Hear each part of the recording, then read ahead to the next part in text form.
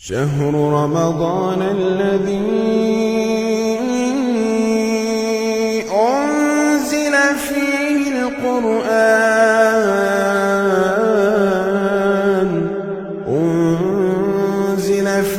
القرآن هدى للناس وبينات من الهدى والفرقان.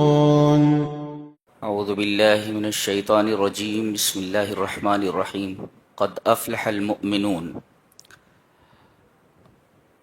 قرآن حکیم کے 18ویں پارے کا تفسیری خلاصہ پیش کیا جا رہا ہے.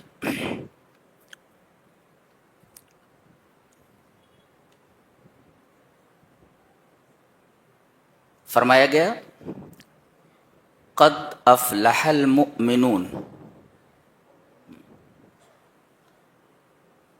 مومن فلاح پا گئے. پہلے ہم دیکھتے ہیں کہ یہاں لفظ قد ہے. قد، یہ قد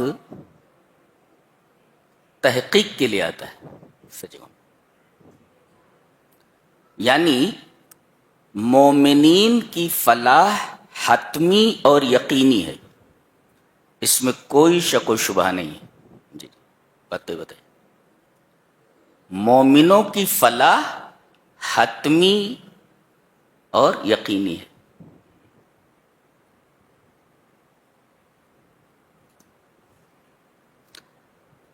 دوسری بات یہ جاننے جیسی ہے کہ اس سورہ کریمہ کا آغاز ایسا ہو رہا ہے کہ قد افلح المؤمنون، مومن فلاح پا گئے، کامیاب ہو گئے.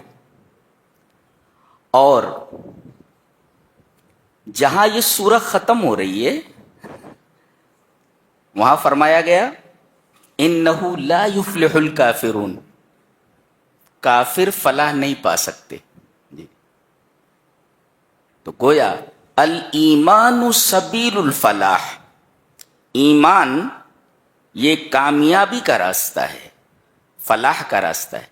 والکفر سبیل الخسران، اور کفر یہ گھاٹا خسران کا راستہ ہے. اس راستے پر چلا آدمی تو کامیاب ہونے کا سوال ہی پیدا نہیں ہوتا، اس کے حق میں صرف اور صرف گھاٹا آئے گا. تو شروع میں کیا کہا گیا کہ مومنین کامیاب ہو گئے، الایمان سبیل الفلاح، اور آخر میں کیا کہا گیا انہ لا یفلح الکافرون، یعنی الکفر سبیل الخسران. فما اجمل التوافق بین الفاتحہ والخاتمہ. تو خاتمہ اور فاتحہ میں یعنی ابتدا اور انتہا میں کتنا خوبصورت توافق ہے، کتنی خوبصورت مطابقت ہے. اس کے بعد یہ جاننا ضروری ہے کہ مومنین فلاح پا گئے.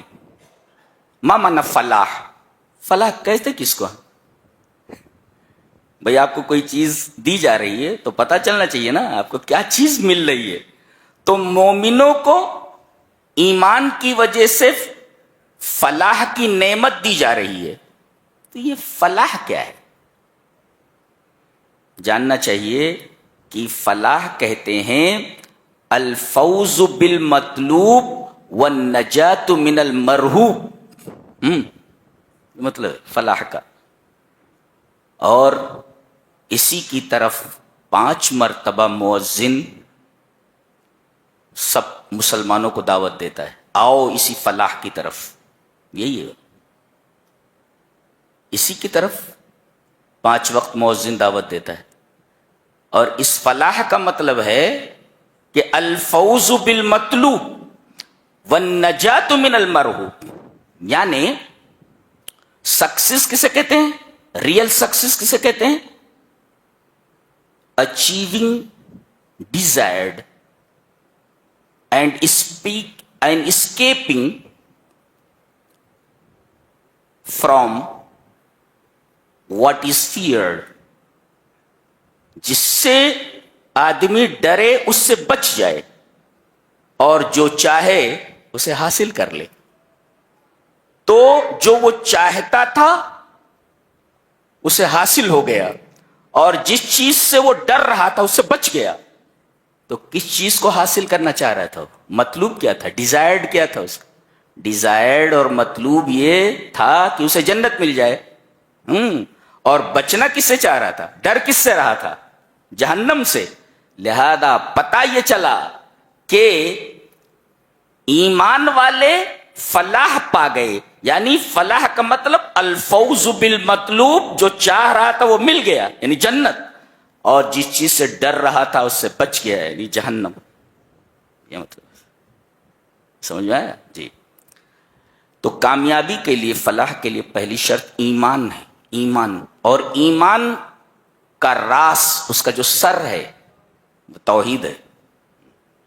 ایمانیات کی اساس اور اس کا راس توحید ہے، یعنی اس کامیابی کے لیے اول وہلہ میں، فرسٹ اسٹیپ پر توحید ضروری ہے۔ اور توحید کے بعد آپ سب کو معلوم ہے کہ نماز کا درجہ آتا ہے۔ فرمایا گیا ایک تو ایمان ہونا چاہیے، خاص طور سے توحید۔ دوسرے الذین هم فی صلاتهم خاشعون، یہ لوگ صرف نماز نہیں پڑھتے، صرف نماز کا مطالبہ نہیں ہے۔ فلاح کے لیے ضروری ہے کہ آدمی نماز میں خشوع اختیار کرے۔ ہر چیز کی ایک روح ہوتی ہے، اگر روح نکال دی جائے تو وہ چیز بے جان ہو جاتی ہے، بے قیمت ہو جاتی ہے۔ ایسے ہی نماز کی ایک روح ہے، روح کو اگر نکال دیا جائے تو نماز بے قیمت ہو جاتی ہے۔ نماز کی روح کیا ہے؟ خشوع۔ یہ خشوع کیا ہے؟ خشوع کا مطلب ہے اذا اقبل بقلبہ علی ذلک، پوری توجہ نماز کے اوپر رہے، خیال کہیں بھٹکے نہ، دل کی پوری توجہ۔ خشاع کا مطلب ہوتا ہے جھکنا، دل پورا جھکا ہوا ہو رب کے سامنے، ادھر ادھر اس کا دل نہ بھٹکے۔ یہاں تو نماز میں کھڑے ہو کر کے پوری دکان کا حساب کر ڈالتے، ایسا نہیں ہونا چاہیے۔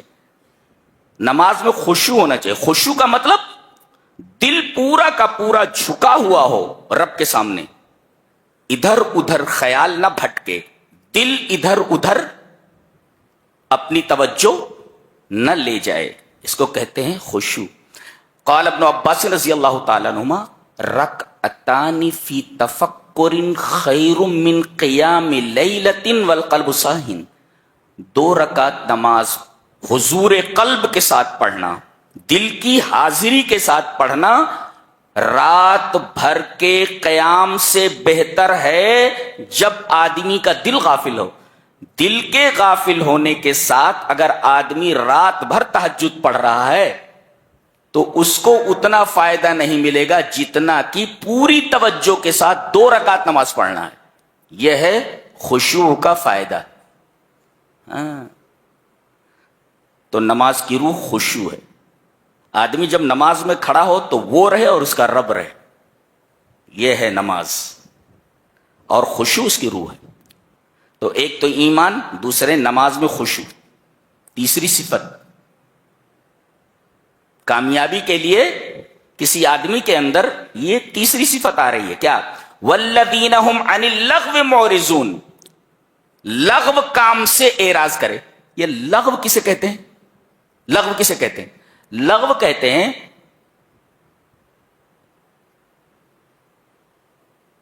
کہ لا یفید فی امور الدین والدنیا، ایسا کام جس سے نہ دنیا کو کوئی فائدہ ہو اور نہ دین کا کوئی فائدہ ہو، اس کو کہتے ہیں لغو۔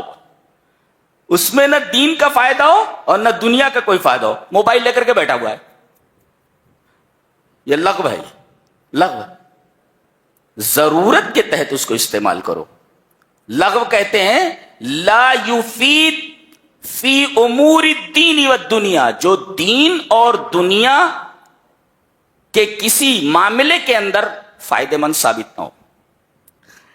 نکتہ یہ ہے، دیکھیے پہلے کہا گیا نماز میں خشوع ہونا چاہیے، یعنی دل کی توجہ اللہ کی طرف ہونی چاہیے، اور اس کے بعد لغو کہا گیا، اشارہ اس بات کی طرف ہے کہ خشوع کی راہ میں سب سے بڑی رکاوٹ فضول کاموں میں مبتلا ہونا ہے، اس وجہ سے خشوع کے بعد لغو کا تذکرہ آیا۔ اور یہاں آپ دیکھیں گے کہ نماز فعل ہے، کرنا ہے، اور لغو کیا ہے؟ ترک ہے، چھوڑنا ہے، تو پہلے فعل ہوتا ہے بعد میں ترک ہوتا ہے، اس وجہ سے پہلے الذین هم فی صلاتہم خاشعون لایا گیا، اس کے بعد والذین هم عن اللغو معرضون لایا گیا۔ تو سمجھ میں آیا؟ چلو جتنا سمجھ میں آ گیا کافی ہے۔ تو ایک ہے توحید، اور دوسرے ہے نماز میں خشوع، اور تیسرے ہے لغو چیز سے اعراض کرنا۔ اعراض کا مطلب ہوتا ہے ادارۃ الوجہ عن الشیء، کسی چیز کو دیکھ کر کے چہرہ گھما لینا اسے۔ تو لغو چیز جس میں دین و دنیا کا کوئی فائدہ نہ ہو، اس کو دیکھ کر کے چہرہ ایسے پھیل لینا، دیٹ از کالڈ اعراض۔ کوئی لغو کام دکھے تو فوراً اس سے اپنا چہرہ گھما لو، چہرہ گھمانے کا نام اعراض ہے۔ والذین هم عن اللغو معرضون۔ تو توحید، نماز میں خشوع، لغو سے اعراض۔ چوتھی چیز والذین هم للزکاة فاعلون، جو زکوٰۃ کو کرنے والے ہیں، دینے والے نہیں، کرنے والے ہیں۔ عجیب بات ہے، قرآن حکیم یہاں فاعلون لا کر کے دو باتیں بتانا چاہ رہا ہے جی۔ ایک ہے زکوٰۃ کا معنی زکوٰۃ المال، زکوٰۃ معنی صاف کرنا، صاف ہونا، مال کا صاف کرنا، یعنی سال گزر جانے کے بعد آپ کے مال میں غریبوں کا حق ہو گیا، اب جب تک وہ حق نہیں نکالیں گے مال پاک نہیں ہوگا۔ تو ایک ہے زکوٰۃ المال، مال کو پاک کرنے والے ہیں یعنی زکوٰۃ نکالنے والے، اور دوسرا مطلب ہے زکوٰۃ النفس۔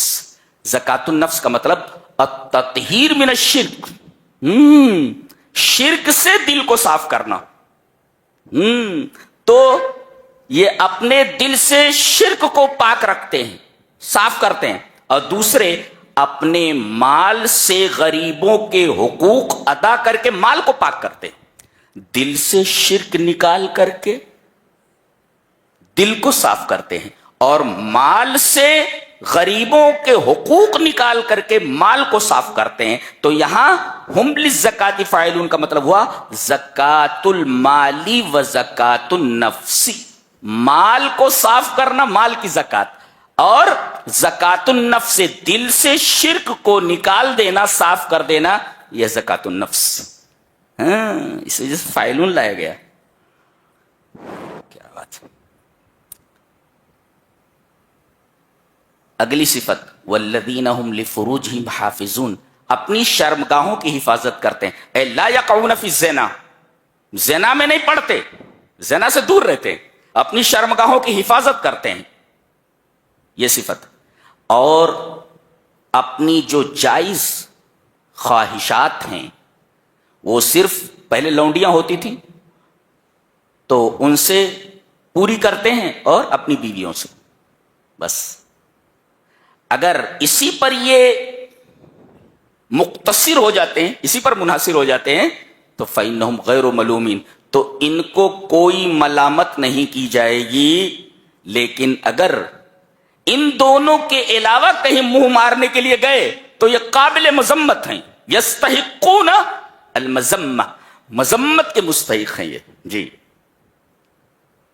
فَمَنِ ابْتَغَىٰ وَرَاءَ ذَلِكَ فَأُولَٰئِكَ هُمُ الْعَادُونَ، اگر ان دونوں سے ہٹے، بیوی کو چھوڑ کر کے کہیں اور گئے جو زواج شرعی نہیں ہے،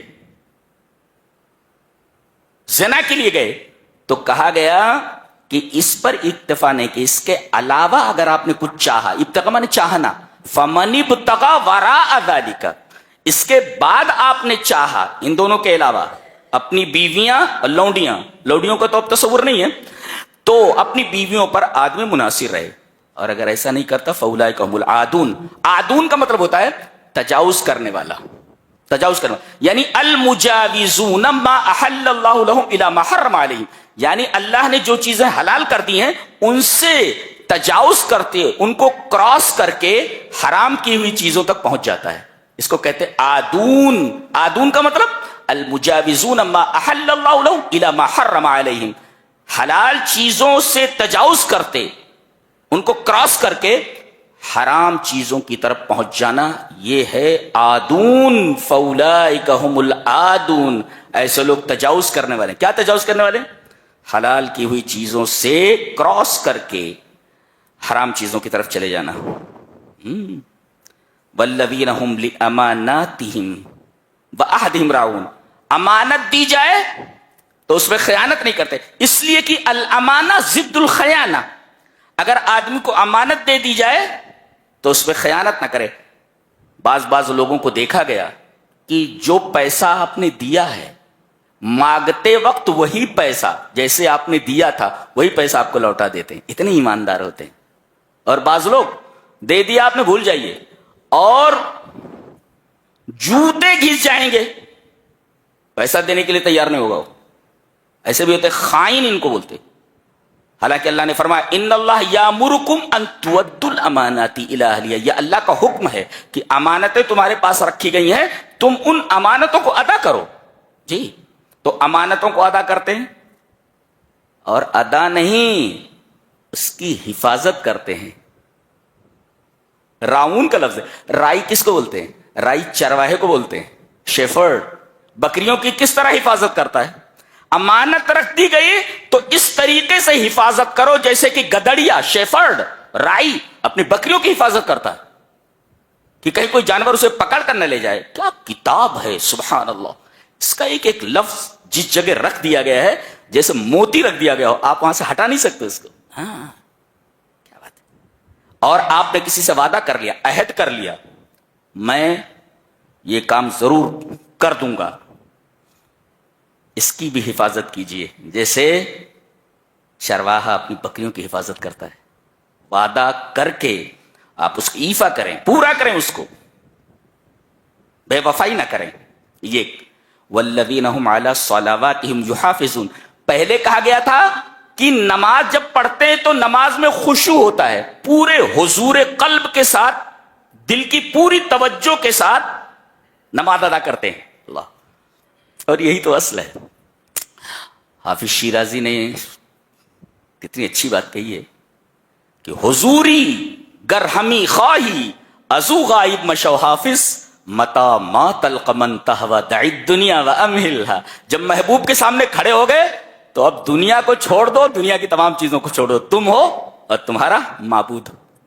حضوری گر ہمی خواہی ازو غائب مشو حافظ متا ما تلقمن تہوا دعی دنیا و امہلہا. دنیا کو چھوڑ دو, اسے ڈھیل دے دو, بس تم ہو اور تمہارا معبود ہو. یہ نماز کی کیفیت ہو. تو کہا گیا کہ نماز میں خشوع ہونا چاہیے حضور قلب کے ساتھ, اور آخر میں کہا گیا نماز کی حفاظت کرنی ہو. ایک صاحب آئے, حدیث ہے, پوچھا اللہ کے رسول سب سے اہم چیز کیا ہے؟ سب سے اہم چیز کیا ہے؟ آپ نے فرمایا الصلاۃ علی وقتها, نماز کو اپنے وقت کے اوپر پڑھنا. تو آدمی اگر ہر نماز کو اس کے وقت میں پڑھ رہا ہے تو سمجھو وہ اپنی نمازوں کی حفاظت کر رہا ہے, محافظت کر رہا ہے. تو نماز میں خشوع پہلے اور بعد میں نمازوں کے اوپر محافظت کی بات کہیے کہ ہر نماز کو اس کے وقت میں پڑھا جائے. جی, ضرورت اگر دائی ہے تو ظہر اور عصر ایک ساتھ پڑھ سکتے ہیں, مغرب اور عشاء ایک ساتھ پڑھ سکتے ہیں. سفر میں تو پڑھ ہی سکتے ہیں, کبھی کبھی حضر میں پڑھا کیجیے, جائز ہے پڑھنا. بغیر سفر کے بھی نبی کریم صلی اللہ علیہ وسلم نے حضر میں, یعنی شہر میں رہتے ہوئے مدینہ میں, آپ نے 2 نمازیں جمع کی ہیں, ظہر اور عصر, مغرب اور عشاء, ضرورت ہو. لیکن عادت نہ بنا لے. یہ 7 صفات ہیں. یہ 7 صفتیں اگر کسی آدمی کے اندر آ جائیں, بدلا اولئک هم الوارثون. دیکھو, عربی کا طالب علم جانتا ہے کہ مبتدا اور خبر کے درمیان اگر ضمیر فصل آ جائے تو خبر مبتدا میں محصور ہو جاتی ہے. یہ قاعدہ ہے. اولئک هم الوارثون، یہی لوگ وارث ہیں، یعنی ان کے علاوہ کوئی وارث نہیں ہے. کس کا؟ الذین یرثون الفردوس، جنت کا. ان کے علاوہ کوئی وارث نہیں ہے. اولئک هم الوارثون، یہی وارث ہیں. یہ ترجمہ ہوگا، یہ وارث ہے نہیں، یہی وارث ہیں. یعنی ان کے علاوہ کوئی بھی جنت الفردوس کا وارث نہیں. اور ہم فیہا خالدون، یہ کبھی نہیں نکالے جائیں گے وہاں سے. تو یہ 7 صفات کسی آدمی کے اندر آ جائیں تو وہ آدمی فلاح پا گیا. فلاح کا مطلب بتا دیا گیا، الفوز بالمطلوب والنجاة من المرہوب. آگے یہ 7 صفتیں جن کے اندر ہوں کامیاب. اب بتایا جا رہا ہے کہ مدارج تخلیق انسانی کتنے ہیں، انسان کے بننے کے جو درجات ہیں، الگ ترتیبی سٹیپس کیا ہیں، بتایا گیا وہ بھی 7 ہیں. جی 7 ہیں. وَلَقَدْ خَلَقْنَا الْإِنسَانَ مِنْ سُلَالَةٍ مِّن طِينٍ. سلالہ سلت اخذت من جمیع الارض. اللہ تبارک و تعالیٰ نے حضرت جبرائیل کو بھیجا کہ مجھے آدم کو بنانا ہے، زمین کی تمام جگہوں سے مٹی لے کر کے آؤ. تو پوری زمین سے مٹی لائی گئی. اسی وجہ سے مفسرین نے لکھا ہے کہ آدم کی جو اولاد ہے مختلف مزاج کی ہے، مختلف رنگ کی ہے، اس لیے کہ مٹی بھی مختلف مزاج کی ہوتی ہے اور اس کا رنگ بھی مختلف ہوتا ہے. سلالہ یعنی لے لیا گیا، جمع کر لیا گیا، جی یہاں سے وہاں سے. سلت اخذت من جمیع الارض، تمام زمین سے اس کو لے لیا گیا اور اسے گوندھ کر کے اللہ تبارک و تعالیٰ نے حضرت آدم کا پتلا بنایا. پھر اس کے بعد اسے جنت پہ رکھا، جنت میں بنائے گئے ہیں یہ، اور اس کے بعد روح پھونک دی گئی. یہ سلا. اور سائنسی نکتہ یہ بعض لوگ بیان کرتے ہیں کہ اس میں نکتہ یہ ہے کہ اگر کہا جاتا مٹی سے بنایا گیا ہے تو اعتراض ہو سکتا تھا، سائنسداں اعتراض کر سکتا تھا، اس لیے کہ مٹی میں جتنے کیمیاوی اجزاء ہیں اتنے انسان میں نہیں ہیں. تو پھر مٹی سے کیسے بنایا گیا؟ بتایا گیا کہ مٹی سے جتنے اجزاء کی ضرورت تھی انسان کو بنانے میں اتنا ہی لے لیا گیا. سلالہ یعنی خلاصہ لے لیا گیا، نہیں تو اعتراض ہوتا تھا. مٹی سے بنایا گیا تو مٹی کے اندر جتنے کیمیاوی اجزاء ہیں اتنے کیمیاوی اجزاء انسانی بدن میں نہیں ہیں، تو یہ غلط ہے. اسی وجہ سے سلالہ کہا گیا، مٹی کے خلاصے سے ہم نے پیدا کیا ہے. یعنی جتنی ضرورت تھی انسان کو بنانے میں مٹی کے اندر سے اتنے ہی کیمیاوی اجزاء لے لیے گئے. یہ دیکھو کیسی کتاب ہے. اور یہ کس کے بارے میں کہا جا رہا ہے؟ ہمارے باپ کے بارے میں کہا جا رہا ہے. جی نوع بشری کی ابتدا انہی سے ہوئی ہے، ان کو مٹی سے بنایا گیا، مٹی کے خلاصے سے. یہ حضرت آدم کی تخلیق کی طرف اشارہ ہے. ثم جعلناہ نطفۃ فی قرار مکین. پھر اس کے بعد آدمی نطفے سے پیدا ہوتا ہے، جی نطفے سے پیدا ہوتا ہے، اور ایک قرار مکین، ایک محفوظ قرار گاہ میں رکھ دیا جاتا ہے، یعنی ماں کے رحم میں. اچھا 2 یہ پھر نطفہ علقہ بن جاتا. علق اسی وجہ سے علق کہتے جوک کو. آپ دیکھیں کہ جیسے جوک ہوتی ہے، جوک، ایسے ہی ماں کے رحم میں جوک کی طرح انسان ایسے لٹکا رہتا ہے. علقہ لیچ بولتے اس کی، لیچ جوک ایسے ہی رہتا ہے. شکل دیکھو تو میڈیکل سائنس یہیں پر آ کر رک جاتی ہے کہ مدارج تخلیق انسانی جتنے یہاں بیان کیے گئے 7 بالکل کریکٹ ہیں اور ایسے ہی ہوتا ہے. کیا بات.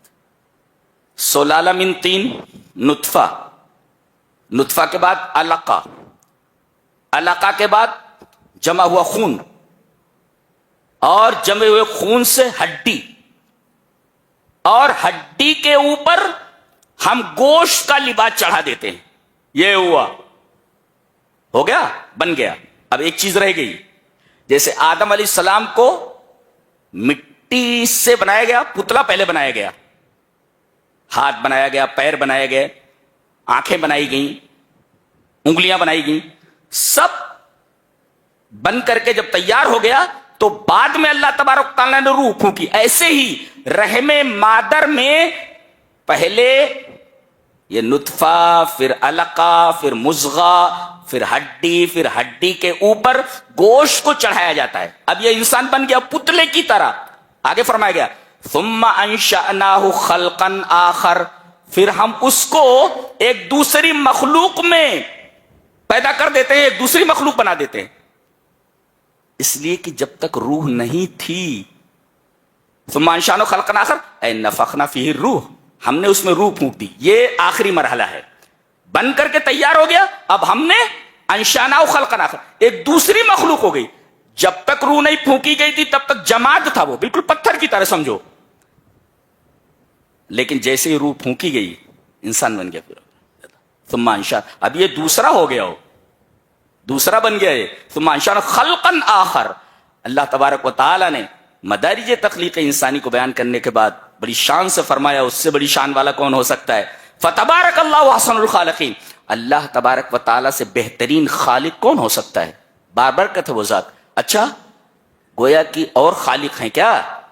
اور بھی خالق ہیں کیا؟ جی. خلق کا دو مطلب ہوتا ہے، الایجاد من العدم، نتھنگنس سے وجود میں لانا، کوئی چیز تھی نہیں سرے سے، عدم سے وجود میں لانا. الایجاد من العدم، خلق کا اگر یہ معنی ہے تو یہ اللہ کے ساتھ خاص ہے. عدم سے کوئی بھی وجود میں کوئی چیز نہیں لا سکتا، یہ طے ہے، یہ اللہ تبارک تعالیٰ کا خاصہ ہے. اور اسی کو کہتے ہیں خلق حقیقی، حقیقی تخلیق، اور یہ اللہ کے ساتھ خاص ہے. اور مجازی طور پر انسان کو بھی بولا جا سکتا ہے کہ یہ شیر کا خالق ہے، جیسے حضرت عیسیٰ کے بارے میں کہا گیا انی اخلق لکم من الطین کہیئت الطیر، میں مٹی سے تخلیق کرتا ہوں چڑیا کی شکل کی چیز. یہ دیکھو ان کی طرف تخلیق کی نسبت کی گئی. تخلیق کا مطلب مجازی اگر لیا جائے جس کی نسبت انسان کی طرف کی جا سکتی ہے تو اس کا مطلب یہ ہوگا کہ میٹیریل پہلے سے موجود تھا، جی اس کے اندر صرف تشکیل کی گئی ہے یا اس کے اندر تحویل کیا گیا ہے اور تغییر کیا گیا، بدلا گیا ہے. لوہا پہلے سے موجود تھا، میٹیریل موجود تھا، اس سے کوئی شیپ دے دیا گیا. تو انسان یہی کرتا ہے، میٹیریل پہلے سے موجود تھا، اسے شیپ دینا یہ انسان کر سکتا ہے اور اس اعتبار سے تخلیق کی نسبت اس کی طرف کی جا سکتی ہے. لیکن میٹیریل کو وجود میں لانا، عدم سے وجود میں، یہ اللہ کا خاصہ ہے. اور وہ خلق حقیقی ہے، یہ خلق مجازی. اور اللہ تبارک و تعالی بہترین خالق. اور جو یہ اضافت ہوتی ہے کبھی کبھی اس میں، اگر طلبہ بیٹھے ہوئے تو جان لیں، کبھی کبھی ایسا ہوتا ہے کہ اس میں تفضیل جو آتا ہے، جیسے احسن اس میں تفضیل ہے تو مفضل اور مفضل علیہ کے درمیان کوئی اشتراک نہیں رہتا. جسے کہا جائے الاصل احلا من البصل، شہد پیاز سے زیادہ میٹھا ہے. پیاز سے زیادہ میٹھا ہے؟ پیاز تو میٹھی ہوتی ہی نہیں ہے، لیکن یہ کہا جاتا ہے الاصل احلا من البصل، اصل احلا من البصل، یعنی شہد پیاز سے زیادہ میٹھا ہوتا ہے. پیاز تو میٹھی ہوتی ہی نہیں ہے. تو کبھی کبھی ایسا ہوتا ہے کہ مفضل اور مفضل علیہ کے درمیان کوئی اشتراک ہی نہیں ہوتا. یہی ہے نحو کا قاعدہ ہی پایا جا رہا ہے. اور اس کے بعد کہا گیا بن گئے، اب تم بن گئے. ثم انکم بعد ذلک لمیتون، اس کے بعد تمہیں مر جانا ہے. پھر ثم انکم یوم القیامت تبعثون، قیامت کے دن تم کو اٹھایا جائے گا. یہ 7 مدارج تخلیق انسانی ہے. 7 اوصاف کسی کے اندر ہوں تو فلاح پا گیا. اور مدارج تخلیق انسانی، اسٹیپس جو ہیں انسان کے خلق کے، بنائے جانے کے، وہ 7 ہیں. اب بتایا جا رہا ہے وَلَقَدْ خَلَقْنَا فَوْقَكُمْ سَبْعَ طَرَائِقَ، ہم نے تمہارے اوپر 7 راستے بنائے ہیں. طرائق اگر یہاں کہہ دیتا 7 آسمان بنائے ہیں تو ایک ہی معنی مراد ہوتا. اب یہاں دیکھو طرائق لا کر کے بتا دیا ہے، عموم پیدا ہو گیا. حضرت حسن بصری کہتے ہیں کہ یہاں طرائق سے مراد راستے ہیں. طریقہ مانے راستہ، جمع طرائق. لِتَنزِلَ الْخَيْرَاتُ وَالْأَرْزَاقُ وَالْبَرَكَاتُ، یہ راستے ہیں کہ اللہ کی برکتیں، اللہ کی روزیاں اور اللہ تبارک و تعالی کی رحمتیں اترتی ہیں. تو روزیوں کے اترنے کے راستے 7 راستے. خیرات کے اترنے کے راستے، برکتوں کے اترنے کے راستے. ایک مطلب یہ لیا جا سکتا ہے کہ یہ جو راستے ہیں ساتھ، اس سے رزق، برکتیں، خیرات اترتی ہیں آسمان سے. اور قرآن حکیم نے سچ کہا، وَفِي السَّمَاءِ رِزْقُكُمْ، آسمان میں تمہاری روزی ہے. اور انسان دکان میں ڈھونڈ رہا ہے. انسان کیا کہتا ہے؟ دکان میں میری روزی ہے. اللہ فرما رہا دکان میں نہیں، آسمان میں تیری روزی ہے. روزی ادھر سے اترتی ہے، اور جتنا ہم اتار دیں اتنا ہی تجھے ملنے والا ہے. کیا بات. اور 7 راستوں سے مراد کہا گیا کہ یہ 7 راستے ہیں جس سے ملائکہ چڑھتے اور اترتے ہیں. طرق الملائکہ، بجلی کی رفتار سے آتے ہیں جاتے ہیں، یہ فرشتوں کے راستے ہیں. اور تیسرے، عربی کا محاورہ طارق بین ثوبین، اذا لبس ثوبا فوق ثوب، ایک کپڑے کے اوپر دوسرا کپڑا پہن لیا گیا تو کہتے ہیں طارق بین ثوبین. اس کا مطلب آسمان کیسے ہے؟ ایک لیئر یہ ہے، اس کے بعد دوسرا آسمان، پھر تیسرا آسمان، پھر چوتھا آسمان، پھر پانچواں آسمان، پھر چھٹا آسمان، ایسے تہ بتہ آسمان ہے. یہ طریقہ کا مطلب ہوتا تہ، پورا فلور. تو آسمان کو 7 فلور اللہ نے بنایا ہے، تو طریقہ سے مراد فلور بھی ہے. تو گویا کہ طریقہ لا کر کے، طرائق لا کر کے کئی معنوں کی طرف اشارہ کر دیا گیا کہ کوئی معنی بھی لیا جا سکتا ہے. اور جب کسی لفظ کے اندر کئی معنی لیے جانے کا احتمال ہو تو، اور تمام معنوں کا لینا جائز ہو، تو تمام معنوں کو لیا جا سکتا ہے. یہ اختلاف اصول تفسیر کی نگاہ میں اختلاف تنوع ہے، اختلاف تضاد نہیں. کچھ سمجھ میں آ رہا ہے؟ چلو تھوڑا بہت تو سمجھ میں آ ہی رہا ہے. چلو تو 7 طرائق بھی بیان کے، 7 آسمان آیا سمجھ میں جی. اس کے بعد فرمایا گیا کہ جس کے اندر 7 صفتیں ہوں وہ فلاح پا گیا. اتنا سمجھ میں آیا؟ جس کے اندر 7 صفتیں ہوں وہ کامیاب ہو گیا. اتنا ذہن میں آیا؟ اب یہ 7 صفتیں حاصل کرنے کے اسباب کیا ہیں؟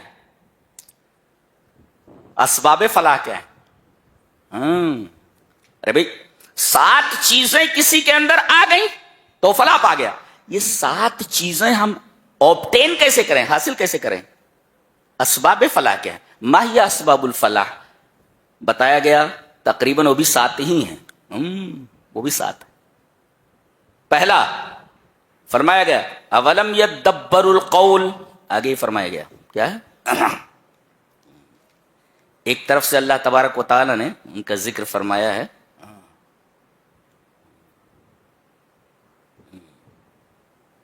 افلم یدبر القول، کیا یہ قرآن حکیم پر تدبر نہیں کرتے؟ تو فلاح کو حاصل کرنے کا ایک سبب ہے قرآن پر غور و فکر کرنا.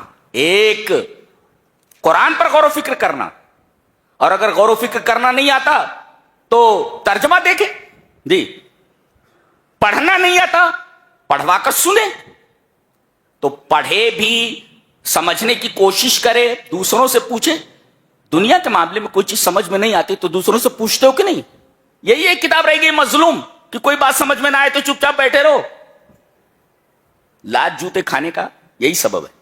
مسلمان جو لات جوتے کھا رہے ہیں نا پوری دنیا میں، اس کا سبب یہی ہے. دنیا کے معاملے میں کوئی بات سمجھ میں نہیں آتی دوسروں سے پوچھتے ہو، لیکن قرآن حکیم کے بارے میں کوئی سمجھ میں نہیں آتی ہے کوئی بات، جان دو، چھوڑ دو، کھلے ولے کھاؤ، لات جوتے کھاؤ.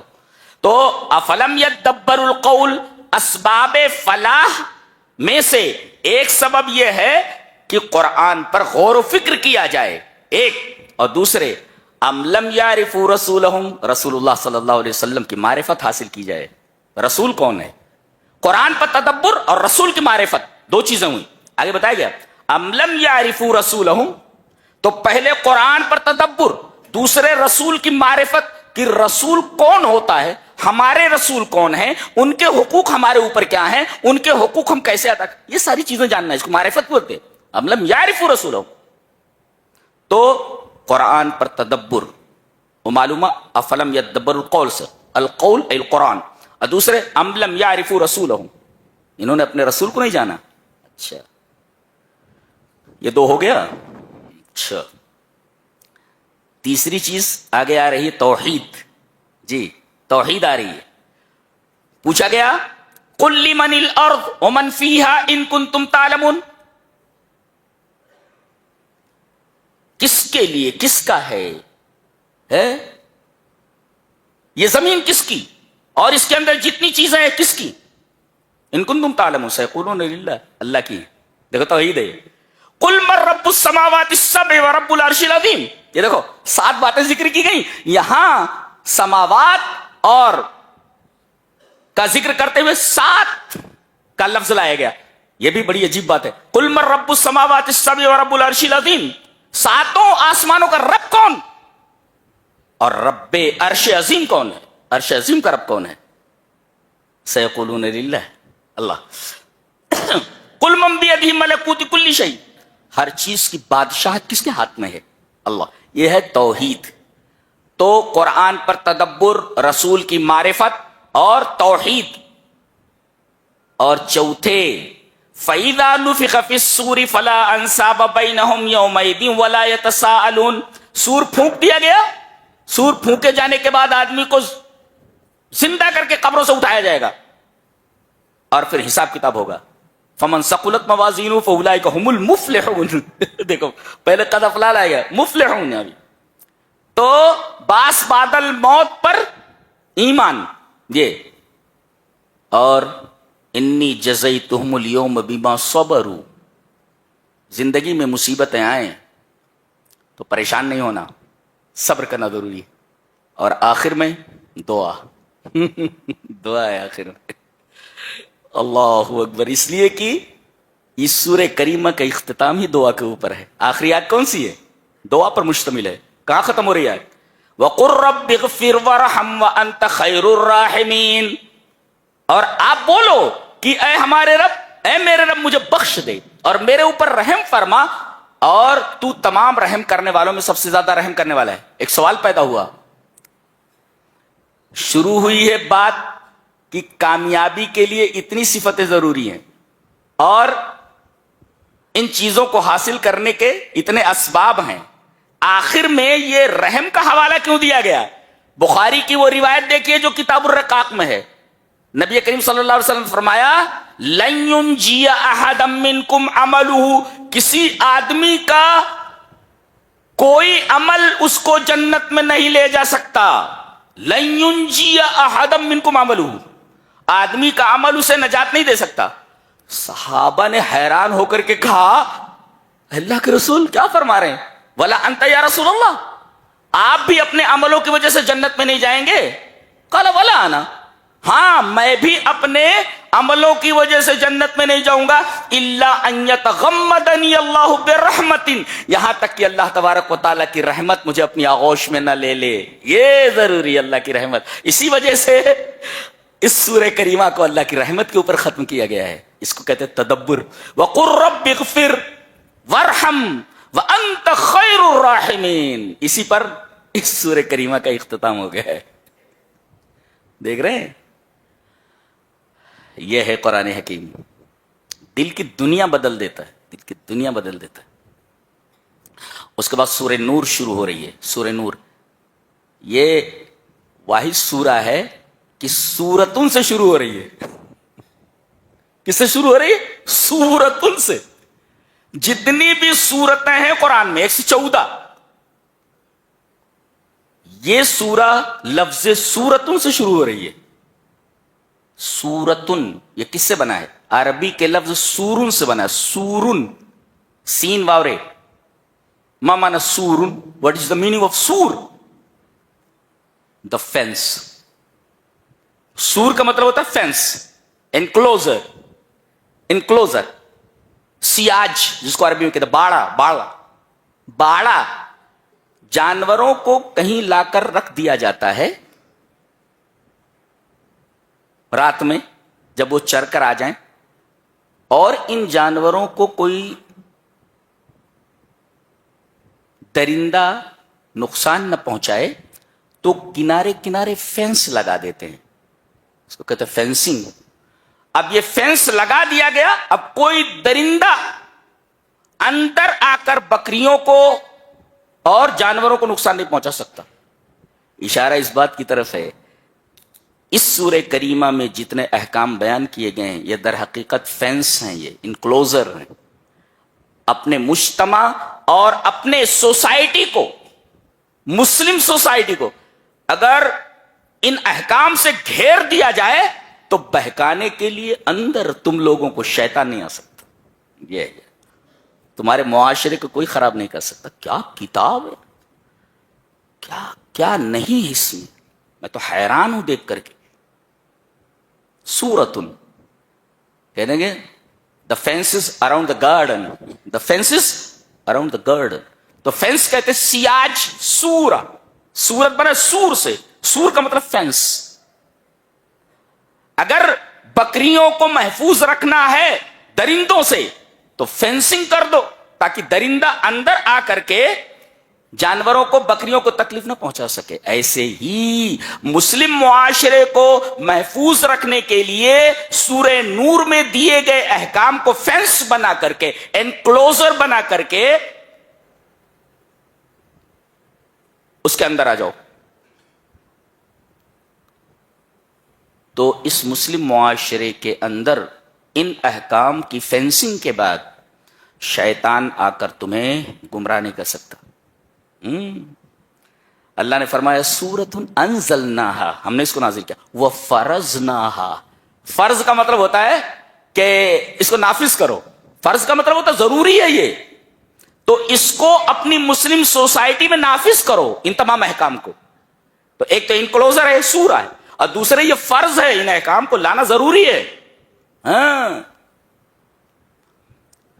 اور پہلی آیت سے لے کر 26 آیت تک ایسے احکام دیے گئے ہیں کہ اگر مسلم سوسائٹی میں کوئی برائی رونما ہو جائے تو اس کا تدارک کس طرح کیا جائے. مثلا یہاں کسی آدمی سے زنا کا صدور ہو گیا، اب کیا کیا جائے؟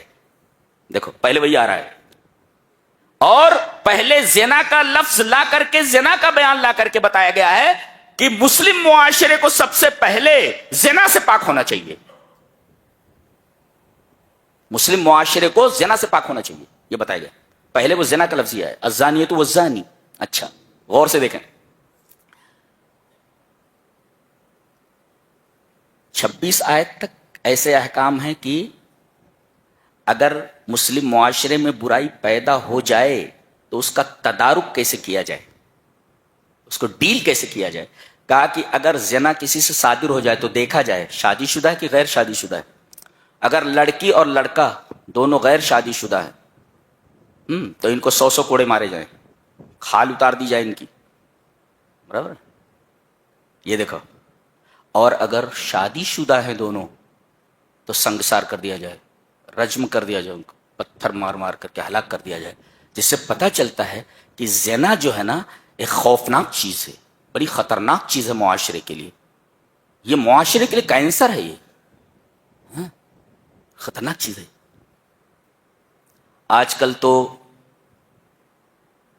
گرل فرینڈ اور بوائے فرینڈ کا ٹرینڈ چل رہا ہے. ارے وہ تو میرا بوائے فرینڈ ہے، اور لڑکی کو بولتے ہوئے حیا نہیں آتی. وہ بولتا ہے وہ میری سیٹنگ ہے. لیجئے جناب، سیٹنگ ہے. یہ سیٹنگ کیا ہوتا ہے؟ بولے تو سیٹنگ ہے میری. یہ سب چل رہا ہے. امام ابو عبید نے جو ہے ناسخ اور منسوخ ان کی کتاب ہے، اس میں ایک روایت نقل کی ہے کہ حضرت عمر کے زمانے میں ایک نوجوان نے ان رجلا فجر بجاریۃ، ایک آدمی نے، ایک لڑکے نے ایک لڑکی سے بدکاری کر لی. فجر بجاریۃ، حضرت عمر رضی اللہ تعالیٰ عنہ کے زمانے کا واقعہ ہے. دونوں کو پکڑوایا گیا، لاؤ، اور دونوں کو 100 کوڑے مارے گئے. دونوں غیر شادی شدہ تھے، نہ تو رجم کر دیا جاتا. اس کے بعد ثم حرس ان یجمع بینہما، روایت کے الفاظ ہیں حضرت عمر نے یہ چاہا کہ دونوں شادی کر لیں. جی، لڑکی کی عزت تو چلی ہی گئی ہے اس لڑکے کے ساتھ، لہذا یہ دونوں شادی کرنا ٹھیک ہے. یعنی اس کا مطلب یہ ہوا اگر کوئی لڑکا کسی لڑکی کے ساتھ بدکاری کر لیتا ہے تو دونوں شادی کر لیں، شادی کر لیں. حرس ان یجمع بینہما، حضرت عمر نے چاہا کہ دونوں شادی کر لیں، عزت تو دے چکی ہے اس لڑکے کو، تو اب بیوی بن جائے. فأبى الغلام، روایت کے الفاظ ہیں، لڑکے نے انکار کر دیا، میں شادی نہیں کرتا. یہ ہے بوائے فرینڈ اور گرل فرینڈ. یہ واقعہ حضرت عمر کے زمانے میں ہو چکا ہے. لڑکے نے سب سے پہلے انکار کیا، لڑکی تیار تھی لیکن لڑکے نے انکار کر دیا، میں اس کے ساتھ شادی نہیں کر سکتا. یہ ہے بوائے فرینڈ اور یہ ہے گرل فرینڈ.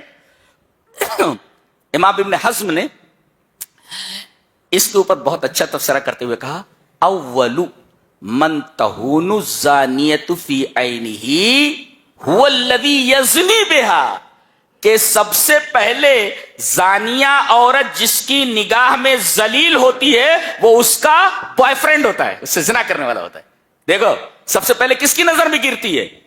اس کے بوائے فرینڈ کی نظر میں گرتی ہے. دیکھو صاف صاف انکار کرتے میں شادی نہیں کرتا. اول من تہون الزانیۃ فی عینہ هو الذی یزنی بها، وہ زنا کرنے والا جو لڑکا ہے سب سے پہلے یہ لڑکی اس کی نگاہ میں گرتی ہے. لہذا معاشرے کو پاک رکھا جائے زنا سے. اور اگر کوئی کسی لڑکی پر کسی پر الزام لگایا جاتا ہے زنا کا، تو اگر 4 گواہ نہ ملے تو 80 کوڑے مارو. اور تو زنا کر لیا تو 100 کوڑے. یا کوئی اگر الزام لگا دے اور 4 گواہ نہ لا سکے، فشہادت احدہم 4 شہادات، 4 گواہیاں نہ لا سکے اس کو 80 کوڑے مارو. اور اگر کوئی شوہر اپنی بیوی کے اوپر الزام لگا دے کہ میری بیوی نے زنا کیا ہے اور بیوی اقرار نہ کرے تو اب لعان ہوگا. لعان کا طریقہ بتایا گیا کیسا ہوتا ہے جی. اس کے بعد بیچ میں حضرت عائشہ رضی اللہ تعالی عنہا کا واقعہ بیان کیا گیا ہے. غزوہ بنو مستلق سے نبی کریم صلی اللہ علیہ وسلم لوٹ رہے تھے. حضرت عائشہ رضی اللہ تعالی عنہا اپنے محمل سے نکل کر قضاء حاجت کے لیے جھاڑیوں میں چلی گئی تھی. یہاں قافلہ روانہ ہو گیا. نبی کریم صلی اللہ علیہ وسلم کو علم نہیں تھا کہ وہ اپنے کجاوے میں نہیں ہے. قافلہ آگے بڑھا تو پتہ چلا کہ عائشہ تو ہے ہی نہیں اس میں.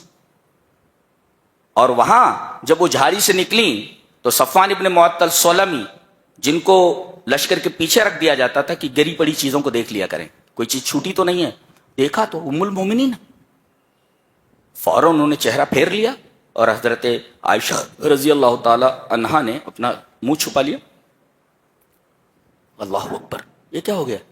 فوراً انہوں نے اپنے اونٹ کو بٹھایا، اما عائشہ رضی اللہ تعالی عنہا کو اس پہ سوار کیا اور اس کے بعد لے کر کے آئے جہاں پر وہ قافلہ رکا ہوا تھا، لشکر رکا ہوا تھا.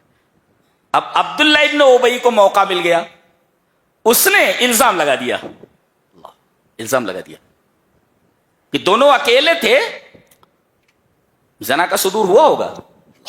اس نے یہ نہیں دیکھا کہ بیوی کس کی ہے. یہ منافق یہ ہمیشہ اسلام کو تکلیف پہنچاتے رہے ہیں. آج بھی دیکھو کوئی ایکس مسلم ہے وہ برا بھلا کہہ رہا ہے، کوئی کچھ کہہ رہا ہے، کوئی مذہب بیزار ہے، کوئی اسلام کو برا بھلا کہہ رہا ہے. خاص طور سے نشانہ حضرت عائشہ رضی اللہ تعالی عنہا کی عمر ہے، اس پر ہم تفصیل سے بحث کر چکے ہیں، اس کا جواب دے چکے ہیں اس سے پہلے. اور نبی کریم صلی اللہ علیہ وسلم کی ذات اقدس. اللہ تبارک و تعالیٰ نے آپ کی براءت میں 10 آیتیں اتاری سورہ نور میں کہ حضرت عائشہ رضی اللہ تعالی عنہا کے اوپر لگایا گیا الزام جھوٹا ہے، اور آپ کی عفت اور پاک دامنی کے گواہی کے طور پر 10 آیتیں نازل فرمائی قرآن حکیم میں کہ مومن قیامت تک اس کی تلاوت کرتے رہیں. یہاں بعض لوگوں نے بڑا اچھا نقطہ بیان کیا ہے کہ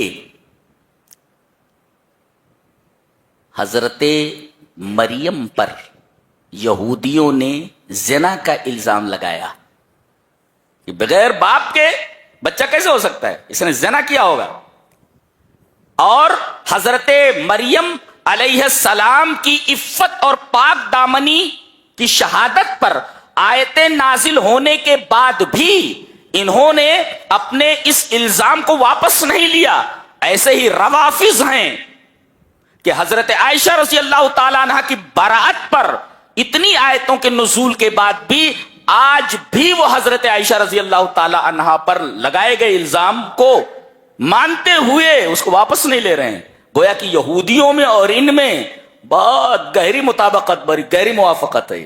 دونوں آیتوں کے نزول کے بعد ماننے کے لیے تیار نہیں ہیں.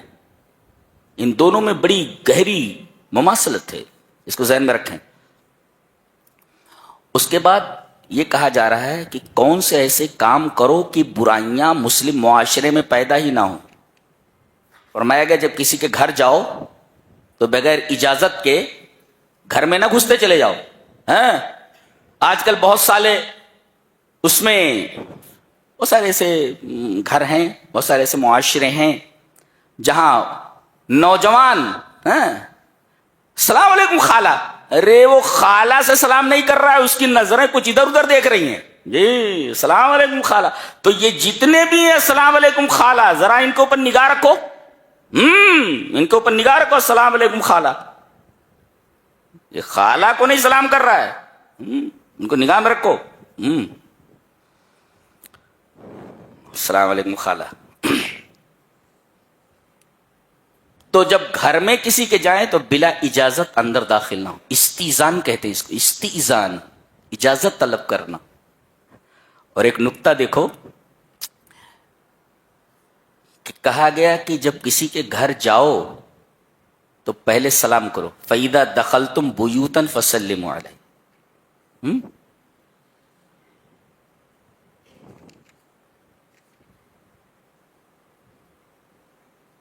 سلام کرو ان کو. حتی تستانسوا وتسلموا علی اہلها. یا ایھا الذین آمنوا لا تدخلوا بیوتا غیر بیوتکم حتی تستانسوا وتسلموا علی اہلها. ایک مرتبہ سلام کرنے پر جواب نہ ملے دوسری مرتبہ کرو، دوسری مرتبہ جواب نہ ملے تیسری مرتبہ کرو، جواب نہ آئے فرج جاؤ، واپس لوٹاؤ. بعض لوگ تو اجازت طلب کرنے کے بعد جواب نہیں ملتا تو کھڑکی سے دیکھنے لگتے. ارے اجازت لینے کی کیا ضرورت ہے؟ جب تو کھڑکی سے تجھے دیکھنا ہے تو اجازت لینے کی کیا ضرورت ہے؟ جی کھڑکی سے دیکھنے لگتے. جی. تو کسی کے گھر جاؤ تو استئذان ضروری ہے، اجازت طلب کرنا. اچھا، استئذان کے بعد یعنی اجازت طلب کرنا کسی کے گھر جانے کے بعد، اس کے ذکر کے بعد یہ کہا گیا فوراً قُلْ لِلْمُؤْمِنِينَ يَغُضُّوا مِنْ أَبْصَارِهِمْ. مومنوں کو چاہیے کہ وہ اپنی نگاہ پست کر لیں. غضت طرف کا مطلب ہوتا ہے نگاہ نیچی کر لینا. بند کرنے کا حکم نہیں ہے. بند کر لے گا آنکھوں کو تو گر جائے گا، تو بند کرنے کا حکم نہیں ہے. اپنی نگاہوں کو نیچی کر لے. بند کرنے کے لیے نہیں کہا گیا، تو اپنی نگاہ نیچی کر لے. اور ایسے عورتوں کو بھی حکم دیا گیا کہ تم بھی ادھر ادھر چکر مکر مت دیکھو، تم بھی نگاہ نیچی کر لو.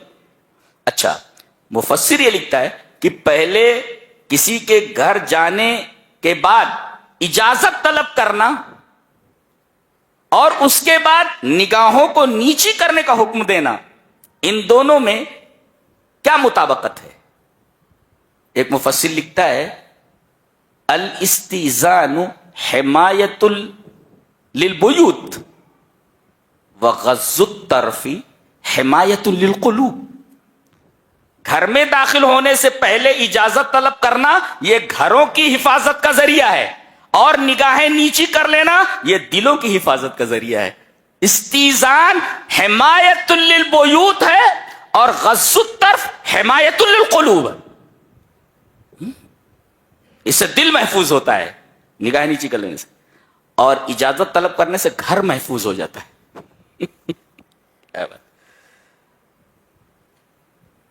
فرمایا گیا کہ عورتیں اپنی زینت کو ظاہر نہ کریں. زینت کسے کہتے ہیں؟ زینت کا مطلب مواضع الزینہ، جہاں پر عورتیں زینت کی چیز لگاتی ہیں یا پہنتی ہیں.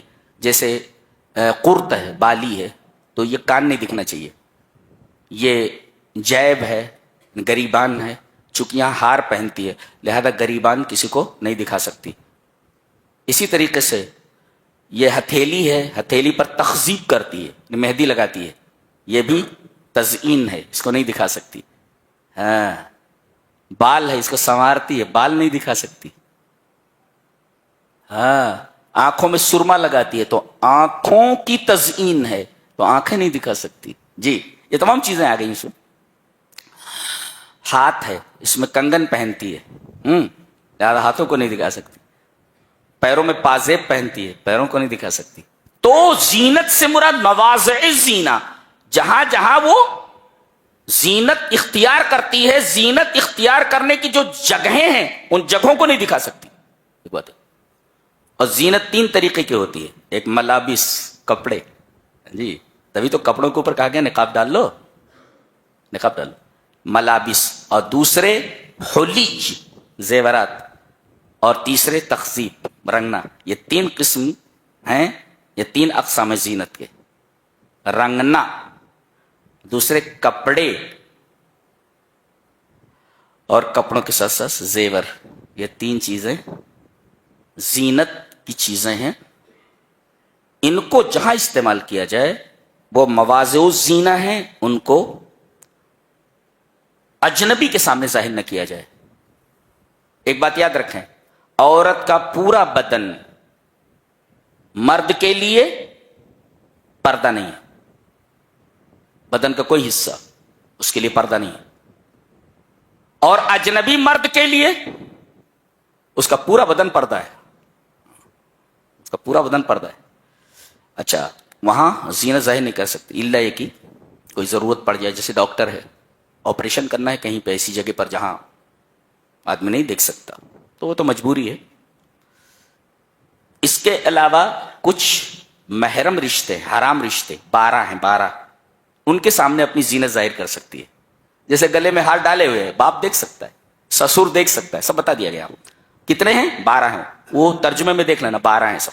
جی وَلَا يُبْدِينَ زِينَتَهُنَّ إِلَّا مَا ظَهَرَ مِنْهَا. ایک ہے مواضع زینت کو نا، اور ایک ہے ما ظہر منہا، خود سے ظاہر ہو جائے. لا يمكن اخفاؤه، جس کا چھپانا ممکن ہی نہ ہو، ظاہر ہو جائے.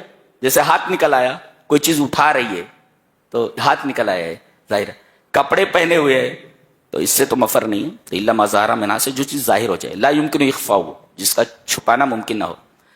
کن کے سامنے ظاہر کر سکتے؟ الا لبعولتهن، اپنے شوہروں کے لیے، او آبائهن، اپنے باپ کے سامنے، او آبائی بعولتہن، اپنے سسر کے سامنے. یہ گویا کہ یہاں 12 رشتے بیان کیے گئے، ان کے سامنے جو ہے اپنی زینت کو ظاہر کر سکتی ہے.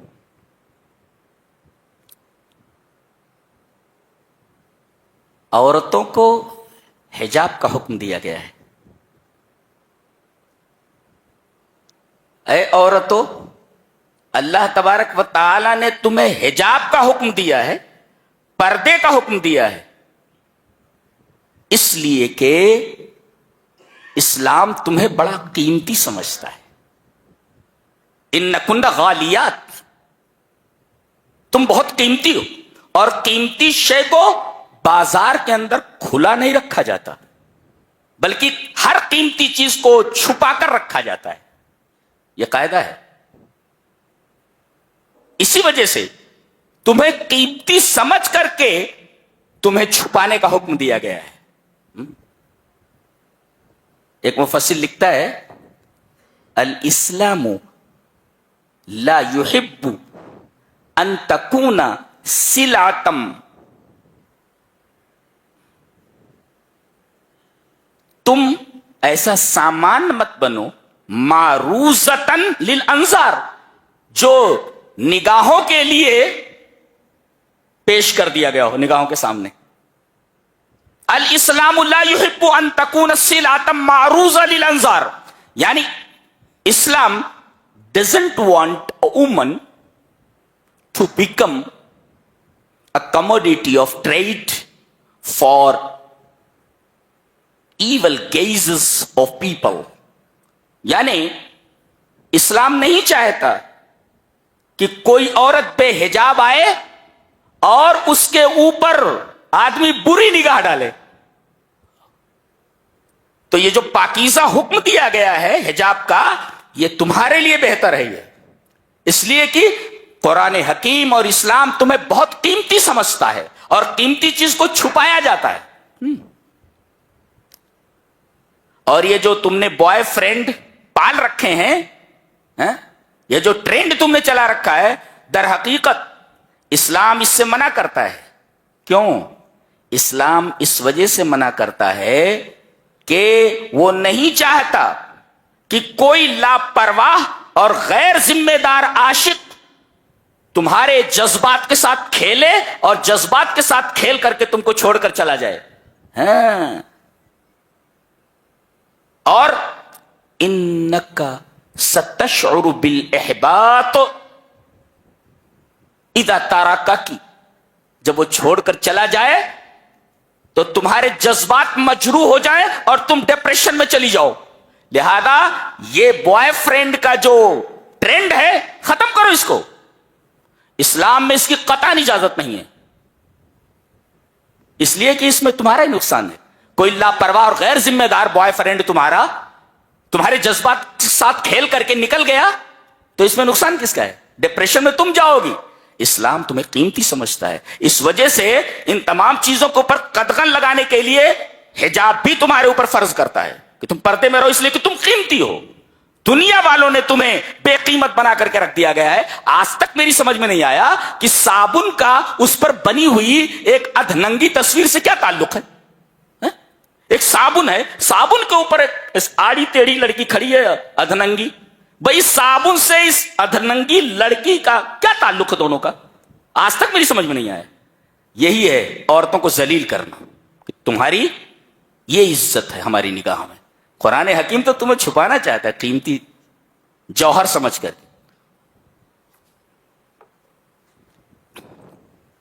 تو اسلام doesn't want a woman to become a commodity of trade for the evil gazes of people. لوگوں کی نگاہیں تمہارے چہرے پر نہ پڑیں کہ میلی ہو جاؤ تم، یہ قیمت ہے تمہاری۔ سبحان اللہ۔ اس کے بعد کہا گیا کہ جن کی ابھی شادیاں نہیں ہوئی ہیں اس کو کہتے ہیں ایم، جمع ایامہ۔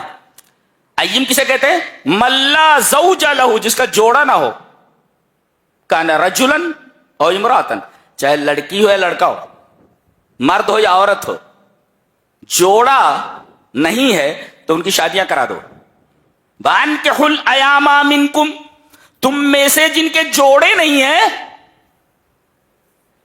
ہو گئی شادی؟ ہو گئی نا؟ نہیں ہوئی نا؟ دیکھو ذرا اچھی سی لڑکی دیکھو ذرا، کرو شادی۔ وانکحوا الایام منکم، جن کی شادیاں نہیں ہوئی ہیں تم ان کی شادیاں کرواؤ۔ کیوں؟ اس لیے کہ ایسے نٹھلے گھومتے رہے تو کہیں بھی یہ کسی لڑکی کو خراب کر سکتے ہیں اور مصیبت پیدا ہو سکتی ہے مسلم معاشرے میں۔ وانکحوا الایام منکم، اور ایسے ہی لڑکیوں کے رشتے جلدی سے دیکھ ڈالو۔ شادی میں دیر کیوں ہو رہی ہے؟ فیوچر برائٹ بنا رہے،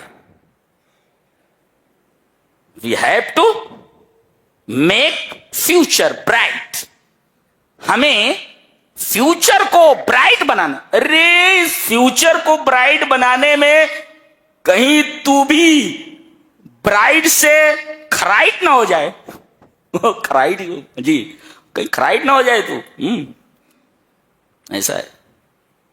تو شادیاں کرا دو، یہ معاشرے کو پاک کرنے کا ایک طریقہ ہے۔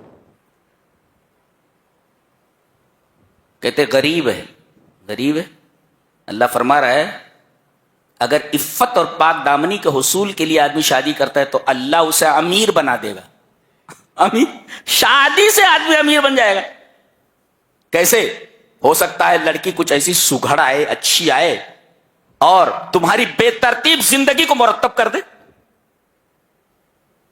پیسہ کتنا کما رہے ہو سنبھال کر رکھے، گھر کو چلانے کا سلیقہ اس کے پاس ہو، اللہ اس طرح غنی کر دے تم کو۔ کوئی برکت والی لڑکی آ جائے، اسی وجہ سے کہا گیا کہ لڑکیاں دیکھو جو زیادہ صورت شکل پر مت جاؤ، دیکھو کہ دین کتنا ہے اس کی زندگی میں، یہ گھر کو لے کر کیسے چل سکتی ہے، ایسی لڑکیاں دیکھو.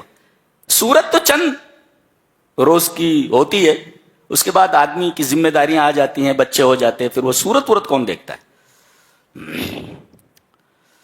اس کے بعد کہا گیا کہ یہ جو جگہ جگہ چکلے ہیں، قہبہ خانے جہاں لوگ جا کر کے اپنی جنسی خواہشات پوری کرتے ہیں، ان پر پوری پابندی لگائی جائے. انسداد قہبہ گری، اس کا بائیکاٹ کیا جائے. باقاعدہ اگر کوئی ایسی چیز نظر آئے حکومت کو اس کی طرف متوجہ کیا جائے. یہاں فساد پھیل رہا ہے، یہاں پر ایسی کچھ عورتیں ہیں، کچھ لوگ ہیں جو دھندا کر رہے ہیں، اس قہبہ گری کو پر قدغن لگائی جائے. وہی کہا گیا وَلَا تُكْرِهُ فَتَيَاتِكُمْ عَلَى الْبِغَاءِ. پہلے کیا ہوتا تھا، ان کی لونڈیاں ہوتی تھی، ان کو مجبور کر دیتے تھے دوسروں کے ساتھ ریلیشن شپ کرنے میں، اور ان سے پیسے لے لیتے تھے، قدغن لگائی. اس کے بعد آیت نور ہے. آیت نور بیچ میں لا کر کے بتایا گیا. کیوں لائی گئی؟ نور کی 4 قسمیں ہیں. ایک ہے اللہ کی صفت، یہ غیر مخلوق ہے. نور یہ اللہ کی صفت، یہ غیر مخلوق ہے. اور ایک نور ہے نور ہدایت، جیسے جناب محمد رسول اللہ صلی اللہ علیہ وسلم، اور یہ قرآن، یہ نور ہدایت ہے. 2. اور تیسرے ہے اللہ تبارک و تعالیٰ کا پردہ، حجابہ النور. اللہ کا جو حجاب ہے، جو پردہ ہے، وہ نور کا پردہ ہے، اس کے پیچھے وہ ہے. اچھا، اور ایک نور یہ ہے سورج اور چاند کے اندر جو روشنی ہے، یہ قبقبوں میں ہے، لائٹس میں. 4 قسم کے نور. یہاں آیت نور لا کر کے یہ تاثر دیا گیا ہے، یہ بتایا گیا ہے کہ اگر یہ تمام احکام اپنی زندگی میں لے آؤ تو تمہارا معاشرہ روشن ہو جائے.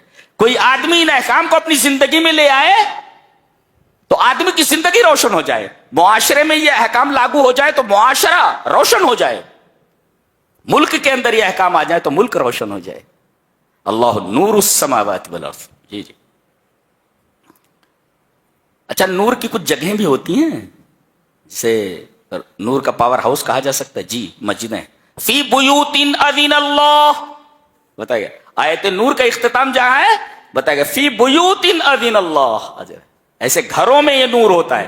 لہذا جو لوگ مسجد سے جڑے رہتے ہیں، اللہ تبارک و تعالیٰ کا خاص کرم ان کے اوپر ہوتا ہے.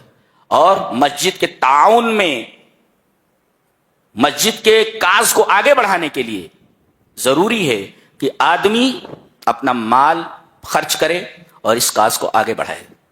نور کا پاور ہاؤس ہے مسجد. اور جو اس کو اٹھاتے ہیں وہ کون ہیں؟ وہ کون ہے؟ ان کا تذکرہ یہاں کیا گیا. جی، جو اس نور کو اٹھاتے ہیں، رجال لا تلہیہم تجارت ولا بیع عن ذکر اللہ. اچھا، اور اس کے بعد آگے بتایا گیا کہ جن کی زندگی میں یہ نور نہیں ہے ان کا تذکرہ آگے ہے. ایک مثال سے سمجھایا گیا ان کو، ان کے بارے میں. والذین کفروا اعمالهم کسراب بقیۃ یحسبہ الظمآن ماء. جن کی زندگی میں نور نہیں ہے ان کی یہ حالت.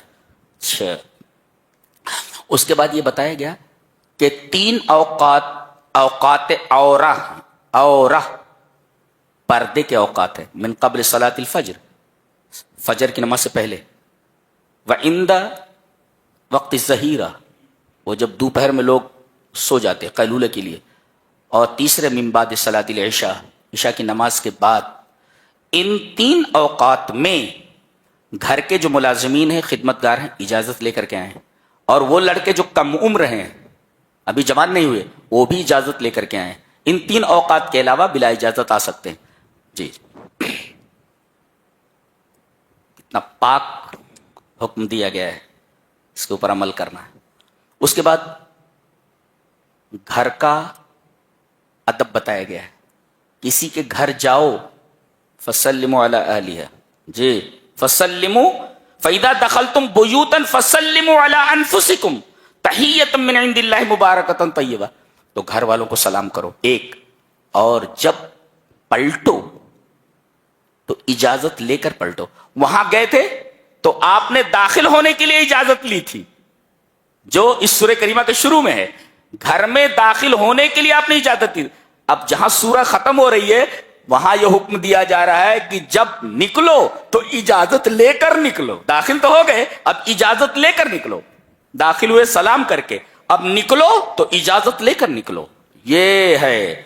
اور اس کے بعد نبی کریم صلی اللہ علیہ وسلم کے تعلق سے ادب بتایا گیا کہ آپ کا مقام ایسا کہ آپ کو نام کے ساتھ پکارا نہیں جا سکتا. یا محمد ایسا نہیں کہا جا سکتا. یا رسول اللہ یا نبی اللہ کہا جائے. اور اس کے بعد کہا گیا کہ آپ جو حکم دیں اس حکم کو سر آنکھوں پر رکھو، اس لیے کہ آپ کا حکم عام آدمی کے حکم کی طرح نہیں ہے، اس لیے کہ آپ کا حکم وحی الہی ہے. لہذا جب آپ کا حکم وحی الہی ہے تو وحی الہی کو فوراً ایکسپٹ کیا جاتا ہے. یہ رہا 18ویں پارے کا خلاصہ. اللہ ہمیں نیک عمل اور اچھی سمجھ کی توفیق عطا فرمائے. وآخر دعوانا الحمدللہ رب العالمین.